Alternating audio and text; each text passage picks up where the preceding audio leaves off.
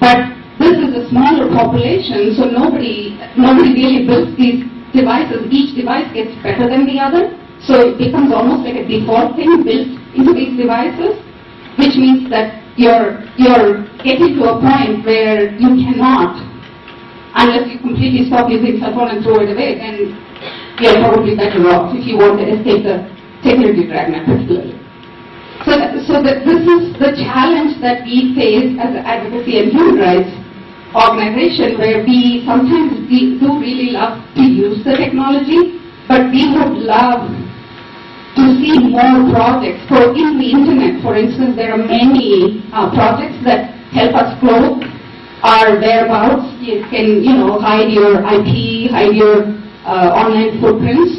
There is nothing like that on the other side, on the cell phone technology side. It's still a new field, so there will be tools like that, but it's just that sometimes we focus a lot on certain things, and as a result of which certain other areas fall behind.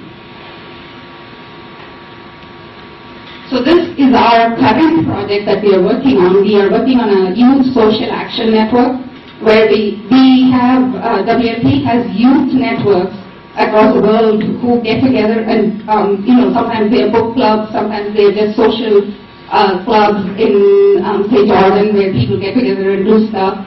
We are trying to use mobile as a tool, as a collaboration tool, where people can form these ad hoc groups using cell phones and plan something which is a community development activity.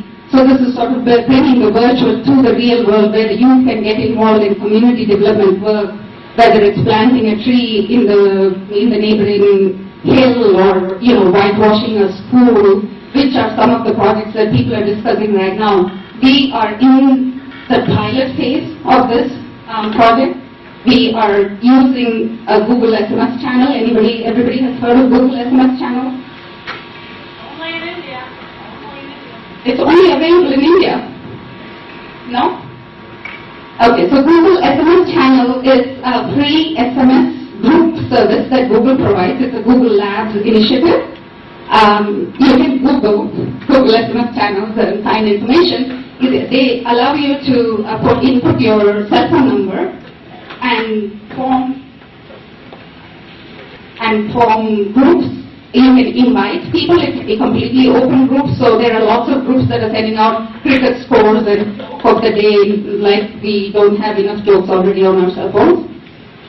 Joke of the day, cricket scores, news, those are alert-based, but the good thing with Google is it can be a group message, so I can send an alert message down to everybody and somebody can respond and that message goes to everybody. So Google serves as the mobile gateway sender and it's a free service, so which of course we really, really love.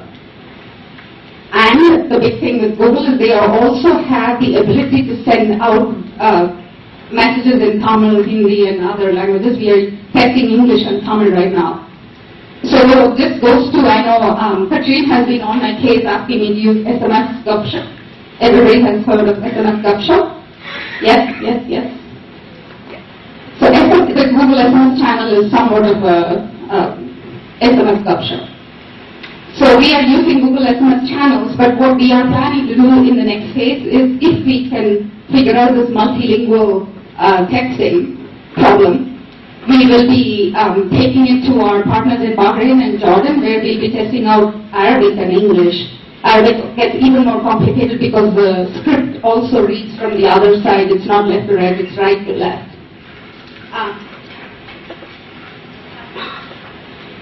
So as I said, I won't, yeah. We'll get to the question, if you can hold it. I'll just finish. We have 2 slides.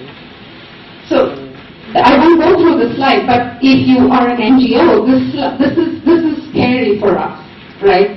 Because we have to deal with application developers, we have to deal with service providers who have been varying standards, and at the end of the day, we have to also make sure our end users are able to use the tool. And as I said, the Youth Social Action Network, for instance, we are also trying something new, which is a multilingual SMS send and receive. And just do a little interactive session so that I can wake everybody up. Can you pull out your cell phone?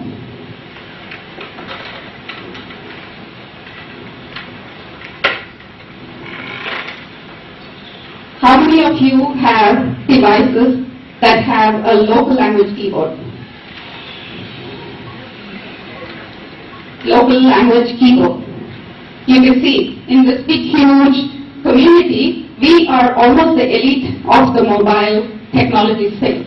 We have, hold your hands up please still.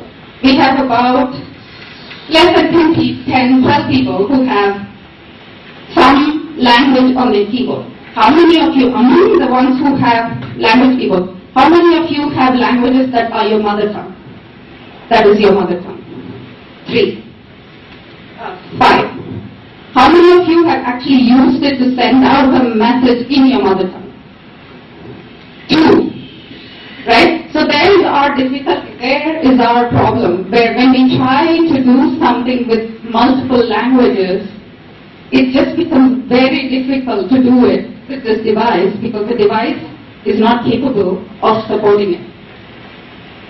Which is, especially coming from many of the cultures that we work in, including myself, we are all extraordinarily proud of our languages, our linguistic heritage, and in a way this is also impacting it has a social aspect as well, because if we all start talking in that little English versions of Tamil, which is my mother tongue, then the second generation is never going to learn the language, and at the third or the fourth generation, we are going to lose the language, right? So we have other social implications that we have to worry about besides the technology part of it.